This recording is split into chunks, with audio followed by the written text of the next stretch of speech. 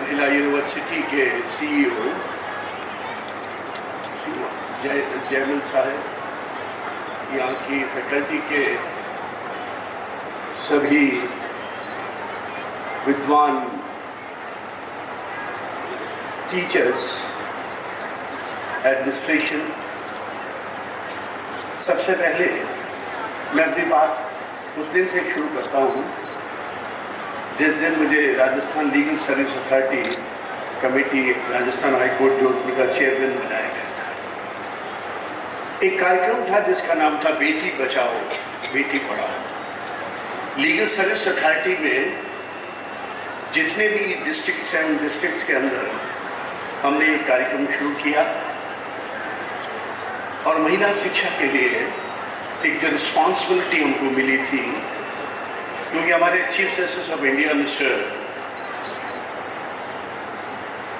दीपक मिश्रा साहब ये कहते थे कि उस समाज का उत्थान नहीं हो सकता जहाँ पे महिलाएं शिक्षित नहीं हो, और इसी कारण महिलाओं को बचाने के लिए, बच्चियों को बचाने के लिए एक टास्क दी गई थी लीगल सर्विस अथॉरिटी को।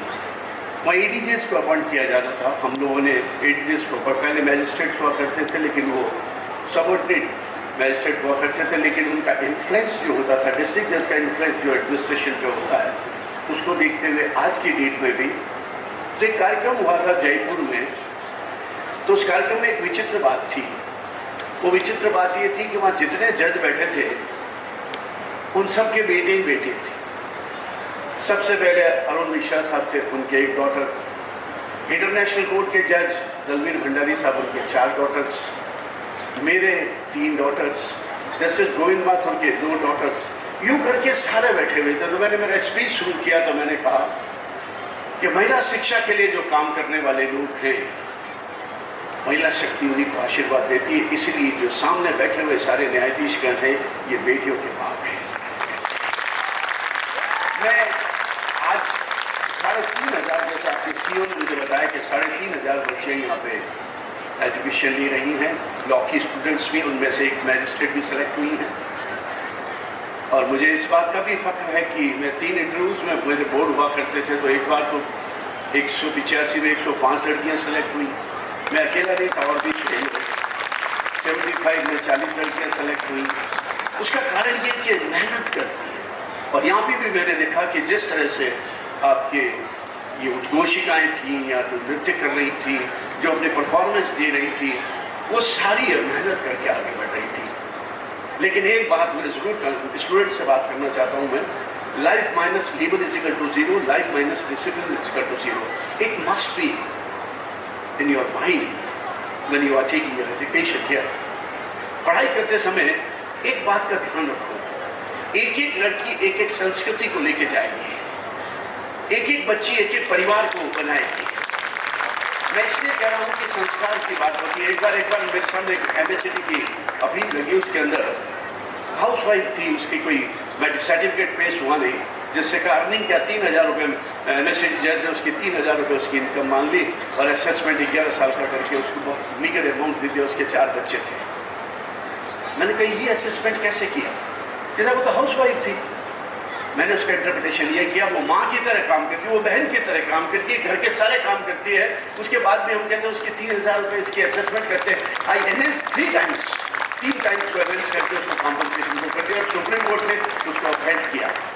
तो आप लोगों की सर्विस जो है, मैं सीईओ जो आपके हैं जिन्होंने अभी इनको एक्सीलेंस में A+ या जो मिला है, मैं उसके लिए उनको बहुत बहुत बधाई देना चाहता हूँ। इस समाज को बनाने के लिए 15 अगस्त 1947 को हम 35 करोड़ थे।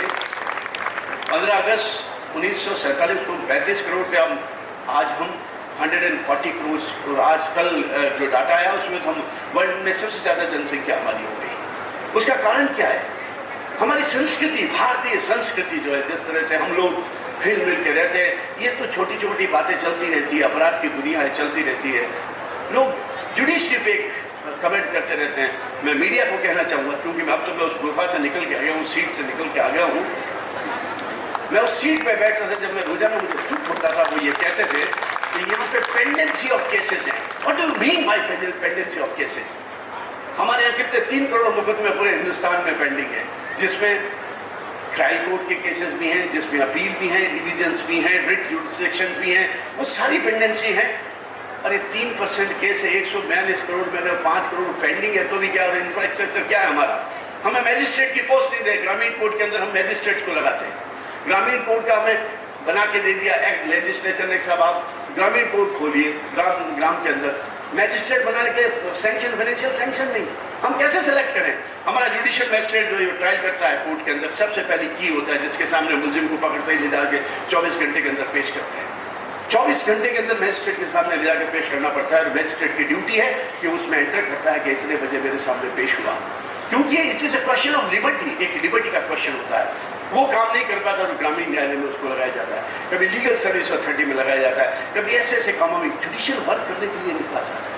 लेकिन मैं आप सब बच्चियों को, जो खासकर जो लॉ की स्टूडेंट्स हैं, उनसे मैं एक बात जरूर कहूँगा, CRPC और CPC टिप्स पे होनी चाहिए। CRPC एविडेंस और IPC ये जिसके टिप्स पे है, वो प्रोसीजरल लॉ जो है, वो प्रोसीजरल लॉ आपके दिमाग में होना चाहिए। अगर आप मैजिस्ट्रेट बनती हैं तो भी, अगर आप लॉयर बनती हैं तो भी, और यहाँ जो फैकल्टी के लोग हैं उनसे भी मैं कहूँगा कि प्रोसीजरल लॉ उनको एकेडमिक तो पढ़ेंगे, एक सेक्शन के अंदर क्या इंग्रीडियंट्स होने चाहिए, 302 क्या है, 376 क्या है, 304 पार्ट 1 क्या है, 304 पार्ट 2 क्या है, और सारे ऑफेंसेज हैं वो तो याद करेगी, इंग्रीडियंट्स याद करेगी। लेकिन व्हाट इज द प्रोसीजर जो 154 से लेकर 323 CRPC तक का वो पूरा ये रट के होना चाहिए। तो मेरा आप सब लोगों से आज मैं बहुत खुश हूँ कि इस ऐसी यूनिवर्सिटी आया हूँ जहाँ पे महिलाएं, लड़कियाँ खूब यहाँ पे आनंद भी ले रही हैं, अपना वो उस पर परफॉर्मेंस भी कर रही होना चाहिए। ये संस्कृति के साथ में चलता है। मैं जुडिशियल ऑफिसर्स को बात कहता था, वो मैं आज टीचर्स को भी कहूँगा, घर से निकलो तो देखो, कांच देखो कि मुझे आज क्या करना है, और वापस आके देखो आज मैंने क्या किया। अगर आपका दिल गंवारा करता है तो आपकी ACR कोई नहीं बिगाड़ सकता। बस बहुत सी बातें हैं कहने की, लेकिन मेरी बात सिर्फ एक बात कह करके मैं संयम पे कह के ख़त्म करूँगा। एक राजा की सवारी आ रही थी, उसके बीच में आके एक साधु बैठ गया, तो एक स्वीपर आया, उसने मारना शुरू किया। मारते मारते उसने कहा हटो हटो, राजा की सवारी आ रही। तो ऋषि उसके सामने बोल, महाराज उसके सामने बोले जभी तो। इतने में एक जमादार आया, उसने कहा मैं उठा के तुम्हें बात फेंक दूंगा। उसने कहा जभी तो। इतने में महामंत्री आया, उसने हाथ जोड़ के कहा कि आपका आश्रम बना देते हैं, आप वहाँ जाके बैठो, क्यों राजा की सवारी के बीच में बैठो। तो उसने कहा जभी तो। इतने में आ गया राजा। राजा ने कहा कौन है? बीच में संत बैठ गया, उठता ही नहीं है साहब रोड में से, क्या बैठा रहे अपन तो पास से निकल जाएंगे, अपने क्यों झगड़ा करें। वो भी हाथ जोड़ के निकला, कान दो, आंखें दो, मुंह एक, सारे स्ट्रक्चर एक तरह का, लेकिन राजा ने अपने शक्ति का प्रयोग नहीं किया। तो वो ऋषि बोला जभी तो। राजा ने जाके कहा कि आपने सबके लिए जभी तो क्यों बोला? तो कहा राजन, सबसे पहला जो है उसमें संयम कम है, जभी तो स्वीपर है, उससे बड़ा थोड़ा आदमी है, थोड़ी शक्ति का प्रयोग करता है इसलिए जमादार है, उससे बड़ा जो है वो व्यवस्था करना जानता है इसलिए महामंत्री। तू तो राजा है, मुझे लात मार के बाहर फेंक सकता है, लेकिन अपनी ताकत का प्रयोग नहीं करता, इसलिए तू राजा है। तो सब स्टूडेंट्स को मैं ये कहना चाहता हूँ कि आपको क्या बनना है इन चारों के अंदर। अगर आपको राजा बनना है तो संयम रखना पड़ेगा, आपको पेशेंस रखना पड़ेगा, और लाइफ में आगे बढ़ना पड़ेगा। बहुत सी बातें हैं, मेरी बात एक सेंटेंस, एक लास्ट शेर है। जो बच्चियाँ बैठी हैं, लड़के भी सब लोग बैठे, उनके लिए कहूँगा। एक शायर ने कहा है कि अपना उद्देश्य प्राप्त करने के लिए क्या करना चाहिए। दीदार की हविश है तो नजरें जमा के रख, दीदार की हविश है तो नजरें जमा के रख, चिलमन हो या नकाब सरकता जरूर है। धन्यवाद।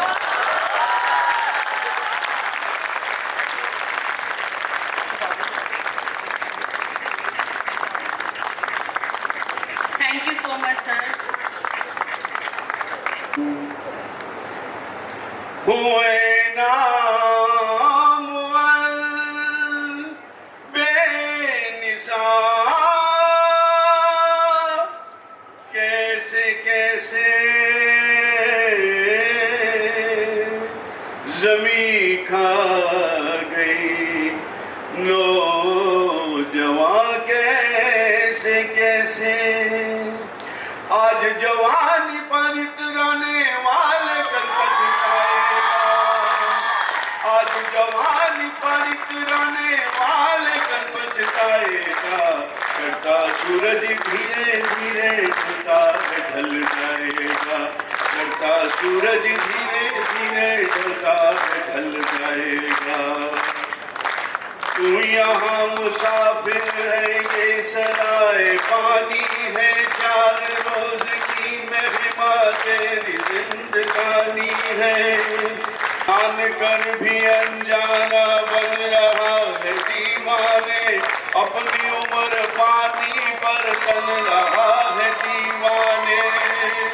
अपनी अपनी फिक्रों में जो भी है वो उलझा है, जिंदगी हकीकत में क्या है कौन समझा है।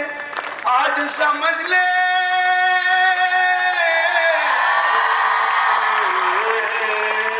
आज समझ ले, कल ये मौका हाथ तेरे आएगा। सर को उठा कर चलने वाला एक दिन ठोकर खाएगा।